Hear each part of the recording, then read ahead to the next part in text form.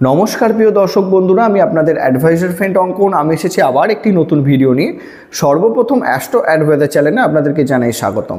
আজকে আমরা অবশ্যই আলোচনা করব 2025 সালের বর্ষফল নিয়ে, এবং যেটা আপনারা থাম্বনেইলে প্রত্যেকেই দেখেছেন, বর্ষফল নিয়ে আলোচনা তো প্রত্যেকটা মানুষ করেছে, কিন্তু আমরা আজকে শিখব যে বর্ষফল কিভাবে বিচার করা হয়, বর্ষফলটা কিভাবে উঠে আসে। কোনো লগ্ন বা কোনো রাশিভিত্তিক যদি আমরা বর্ষফল বিচার করতে চাই, সেটা জন্মকুষ্ঠিতে বা কোন কোন গ্রহদের গোচরের উপর ভিত্তি করে আমরা যে কোনো জাতক বা জাতিকার ক্ষেত্রে বর্ষফলটা বিচার করতে পারি, সেই বিষয়টা নিয়ে আজকে বিস্তারিতভাবে আলোচনা হবে।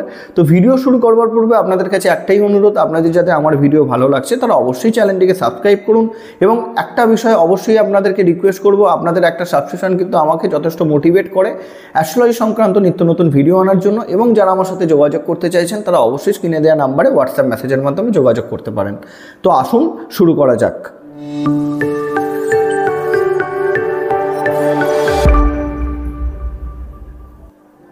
তো সর্বপ্রথম যে বিষয়টা নিয়ে আমাদের আলোচনা হবে সেটা হচ্ছে গোচর ফল কীভাবে বিচার করা হয়।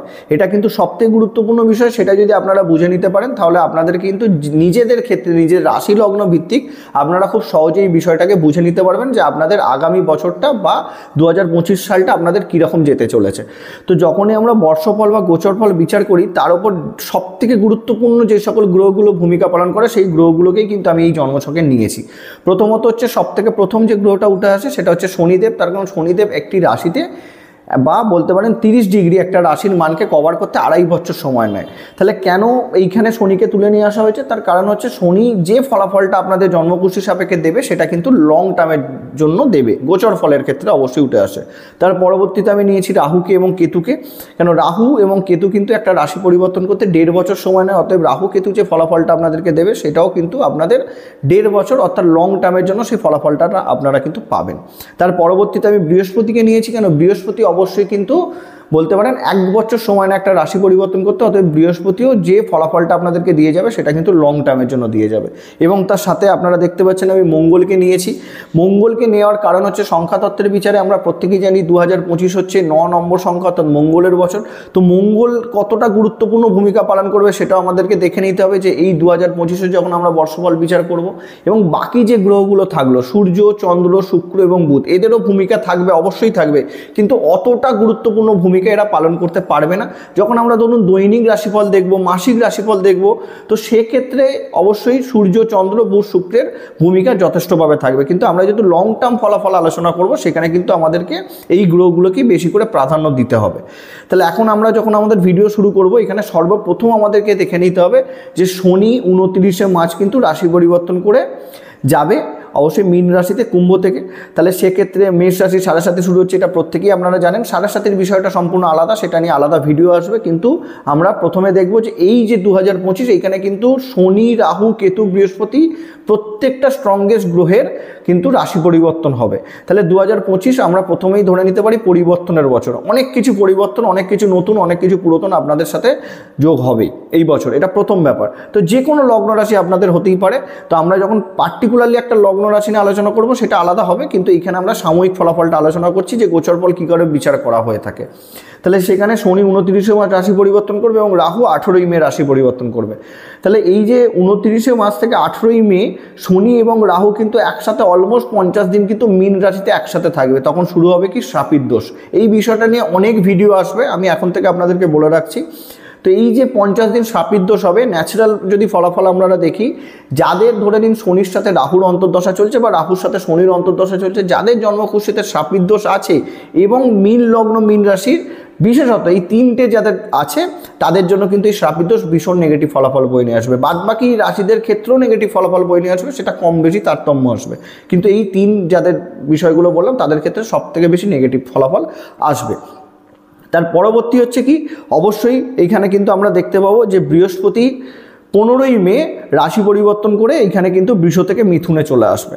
তাহলে সেইখানেও বৃহস্পতির একটা জোরালো স্ট্রংগেস্ট রাশি পরিবর্তনের জায়গা আমরা দেখতে পাচ্ছি। বৃহস্পতির ফলাফলটাও আমাদেরকে বিচার করতে হবে। এবং এখানে কিন্তু সবথেকে গুরুত্বপূর্ণ যে কিনা মঙ্গলের বছর হলেও কিন্তু আমরা মঙ্গলকে পূর্ণরূপে স্ট্রং অবস্থাতে এই বছর পাবোই না। তার কারণ হচ্ছে কি, মঙ্গল এখন বর্তমানে কর্কট রাশিতে বক্রী হয়ে বসে আছে, নিচস্থ হয় কর্কট রাশিতে মঙ্গল, আমরা প্রত্যেকে জানি। তো যখন নিচস্থ করে কোনো গ্রহ বক্রী হয় তখন সে কিন্তু উচ্চস্থ সমান ফলাফল দেয়। ঠিক আছে, তাহলে সেক্ষেত্রে মঙ্গল এখন বর্তমানে আমি বলবো নিউট্রাল জায়গাতে আছে, কিন্তু যখন মঙ্গল ধরে নিন এইখানে কিন্তু ব্যাকের ঘরে চলে যাবে, মিথুন রাশিতে চলে যাবে, গিয়ে 24শে ফেব্রুয়ারি কিন্তু সে মার্গী হবে। মার্গী হয়ে 24শে ফেব্রুয়ারির পরে কিন্তু সে আবার 2রা এপ্রিল কর্কট রাশিতে এসে দীর্ঘ সময়ের জন্য নিচস্থ হবে। তো সে কিন্তু 2রা এপ্রিল থেকে 7ই জুন অবধি নিচস্থ থাকবে। তাহলে জুন মাস অবধি আমরা মঙ্গলকে সেইভাবে পাচ্ছিই না, তাহলে মঙ্গল এখানে সাপোর্ট সেরকমভাবে দিতেই পারছে না। সব থেকে ভাইটাল সময় হবে 2রা এপ্রিল থেকে 7ই জুন, যেটাতে মঙ্গল পূর্ণরূপে নিচস্থ অবস্থাতে থাকবে। তাহলে মঙ্গল নিচস্থ মানে সমস্যার জায়গা তৈরি হবে। মানুষের বলতে পারেন মঙ্গল নিচস্থ মানে কি, এখানে একটা বিষয় আপনাদেরকে বুঝতে হবে, আপনাদের এনার্জির অভাবে আপনারা প্রত্যেকেই ভুগবেন 2রা এপ্রিল থেকে 7ই জুন যে সময়টা। এখনও কিন্তু কিছুটা তারতম্য দেখা যাচ্ছে বর্তমান সময়তে, সেখানেও মঙ্গল নিচস্থ করে বক্রী হয়ে থাকার জন্য, সেটাও কিন্তু প্রবলেমের জায়গা। এবং কেতুর ক্ষেত্রে কি, কেতুও সেম, এখানে অবশ্যই রাহুর সাথে 18ই মে গোচর করবে। তাহলে কেতুও কিন্তু কন্যা রাশি নিচস্থ ঘর থেকে সে কিন্তু মোটামুটি বলতে পারেন কমফোর্ট জোন না হলেও কন্যা রাশির থেকে সিংহ রাশিতে কেতু কিন্তু কিছুটা পজিটিভ ফলাফল দিয়ে থাকে। নিচস্থ হয় কন্যা রাশিতে, সেই সাপেক্ষে কিন্তু সূর্যের রাশিতে নিচস্থ হয় না, নেগেটিভ ফলাফল বলবো না কিন্তু পজিটিভও বলবো না, সেক্ষেত্রে একটা নিউট্রাল ফলাফল আমরা এই বছর কেতুর থেকে আশা করতে পারি। এবং রাহুর ক্ষেত্রেও তাই, রাহু যেহেতু মিন থেকে ধরে নিন কুম্ভতে চলে আসবে, এখানে নিচস্থ ঘর থেকে কিন্তু সে মিত্র ক্ষেত্রে চলে আসবে, সেক্ষেত্রেও রাহুর থেকেও আমরা একটা পজিটিভ ফলাফল এবারে আশা করতে পারি।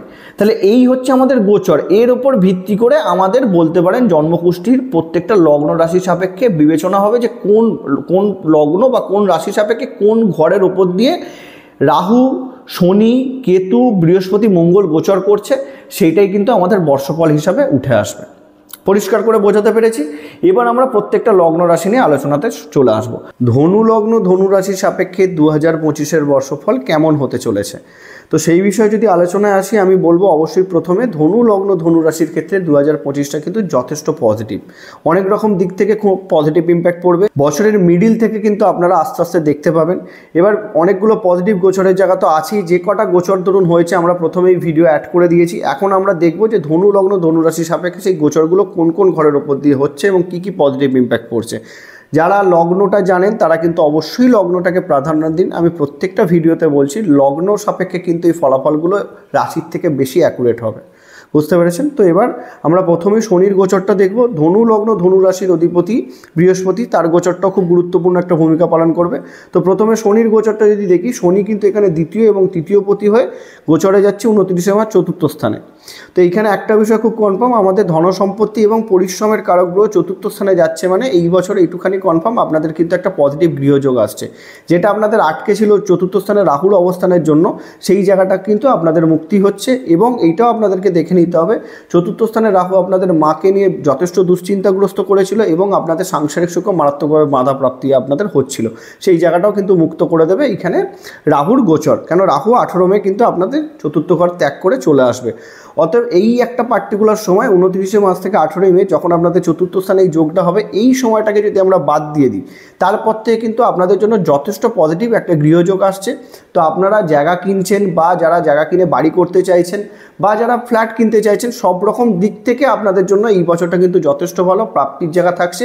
কিন্তু এই 29শে মার্চ থেকে 18ই মে আপনাদের কিন্তু সাংসারিক দিকটাতে যথেষ্ট সমস্যার জায়গা থাকবে এবং অধিক পরিশ্রমের জায়গা কিন্তু দেখা যাচ্ছে সাময়িক কিছুটা সময়ের জন্য, এবং মায়ের হেলথ ইস্যুতে একটা নেগেটিভ ইম্প্যাক্ট পড়তে পারে। এবং আপনাদেরও কিন্তু যাদের হার্টের রুগী যারা, তারাও কিন্তু খুব সাবধানে থাকবেন এই পার্টিকুলার সময়টাতে, এই রিলেটেড কিন্তু কিছুটা সমস্যা আপনাদের আসতে পারে। তো এছাড়া যদি আমরা দেখি, এখানে শনি যখনই ধরুন 29শে মার্চ চলে যাওয়ার পরে রাহু মুক্ত হয়ে যাবে 18ই মের পর থেকে, এখানে কিন্তু শনি আপনাদেরকে যথেষ্ট পজিটিভ ইম্প্যাক্ট দেবে গৃহসুখের জন্য। তো সেইটার জন্য আপনারা অপেক্ষা করতে পারেন। অতএব এইটুখানি কনফার্ম 18ই মে থেকে আপনাদের জন্য ভালো সময় আসছে। তারপরে যদি দেখি, সবথেকে গুরুত্বপূর্ণ লগ্নের অধিপতির এখানে গোচর কিন্তু আমরা এবছর পেয়ে যাব। কি গোচর? পজিটিভ গোচর পাবো। কেন? তখন 2024 সালের এপ্রিল মাস থেকে, মোটামুটি এপ্রিলের লাস্ট থেকে আমরা দেখে নিতে পারি বৃহস্পতি আপনাদের লগ্ন এবং চতুর্থপতি ষষ্ঠ স্থানে গোচর করছিল। তো ষষ্ঠ স্থান ত্যাগ করবে কবে? 15ই মে। তো সেই দিক থেকে যদি আমরা দেখি, দেখুন লগ্নপতি ষষ্ঠ স্থানে গোচরে অবশ্যই কিন্তু আপনাদের টুকটাক হেলথ ইস্যু, ধার দেনা বৃদ্ধি, সমস্যার জায়গা কিন্তু তৈরি করে। শত্রু, গুপ্ত শত্রু দ্বারা আপনারা ক্ষতিগ্রস্ত হন, সেই জায়গাটা কিন্তু কেটে যাচ্ছে এবং সপ্তমে গোচরে গিয়ে সবথেকে পজিটিভ ইম্প্যাক্ট আপনাদের কিন্তু সপ্তম দৃষ্টিতে লগ্নকে দেখবে। অতএব লগ্নপতির লগ্নে দৃষ্টি মানে যথেষ্ট ভালো। প্রথমত যারা বিবাহিত জীবন শুরু করতে চাইছেন, বিয়ের যোগের জন্য যদি আমরা দেখি, আপনাদের 2025-এর মে মাসের 15 তারিখের পর থেকে খুব ভালো বিবাহ যোগ আসছে। এবং যাদের পার্টনাররা ধরে নিন কোনো না কোনো দিক থেকে সমস্যাগ্রস্ত হচ্ছিলেন বা কোনো না কোনো দিক থেকে যদি দেখা যায় তাদের গ্রোথে প্রবলেম হচ্ছিলো, সেই গ্রোথটাও কিন্তু বৃহস্পতিকে বৃদ্ধি পাবে। আপনাদের এক কথায় বলা যেতে পারে দাম্পত্য সুখের জন্য বৃহস্পতির এই গোচর যথেষ্ট পজিটিভ। যারা বিয়ে করতে চাইছেন তাদের জন্য খুব পজিটিভ। এবং এইটুখানেও আপনারা দেখতে পাবেন 15ই মের পর থেকে আপনাদের যারা পার্টনার থাকবে, লাইফ পার্টনার বলুন বা যে কোনো আপনাদের ব্যবসায়িক পার্টনারও যদি বলুন, তারা কিন্তু লাইফে গ্রোথ পাবে, উন্নতি পাবে। তো সেই দিক থেকে আপনারাও কিন্তু যথেষ্ট তাদের সাপোর্ট আপনারা পাবেন, কেন সপ্তম থেকে যেহেতু বৃহস্পতি লগ্নকে দেখবে। অবশ্যই এই জায়গাটা খুব ভালো এবং জ্ঞান অর্জন এবং জ্ঞান প্রদান করার জন্য বৃহস্পতির এই দৃষ্টি কিন্তু আপনাকে মারাত্মক সাপোর্ট দেবে। আপনি দেখবেন যে এই বছরটা কোনো না কোনো দিক থেকে আপনার অ্যাডভাইস দিতে ইচ্ছা করছে এবং অ্যাডভাইস নিতেও ইচ্ছা করছে, সেটাও কিন্তু আপনাদের জন্য যথেষ্ট ভালো গোচর ধরে নেওয়া যেতে পারে। তারপরে যদি আমরা দেখি, এখানে রাহু কিন্তু চলে আসছে তৃতীয় স্থানে।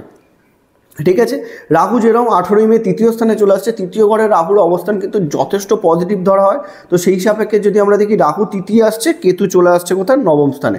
তাহলে ভাগ্যের ঘরে বৃহস্পতির ঘরে নবম স্থানে কেতু কিন্তু খুব ভালো ফলাফল দেয় এবং তৃতীয় স্থানে রাহু কিন্তু খুব ভালো ফলাফল দেয়। তাহলে সেই হিসাবে দেখি, যদি রাহু তৃতীয় স্থানে যখনই গোচরে আসবে, আপনারা যথেষ্ট এনার্জেটিক হবেন, যথেষ্ট বসে থাকার আর কাজ আপনাদের দ্বারা হবে না, আপনারা কিন্তু যথেষ্ট পরিশ্রমী হবে, পরাক্রমী হবেন, সেই দিক থেকে কিন্তু খুব ভালো। এবং নবমে কেতুর যেই কানেকশন চলে আসলে আপনারা কিন্তু ধর্মীয় স্থান বা ধর্মীয় অনুষ্ঠানে যোগ হওয়ার কিন্তু একটা জোরালো যোগ এখানে কেতু এসে তৈরি করবে। এবং এইটুখানেও আপনাদেরকে বলে রাখছি, তীর্থ ভ্রমণ হওয়ার চান্সেস কিন্তু মারাত্মকভাবে বাড়িয়ে দেবে 18ই মের পর থেকে।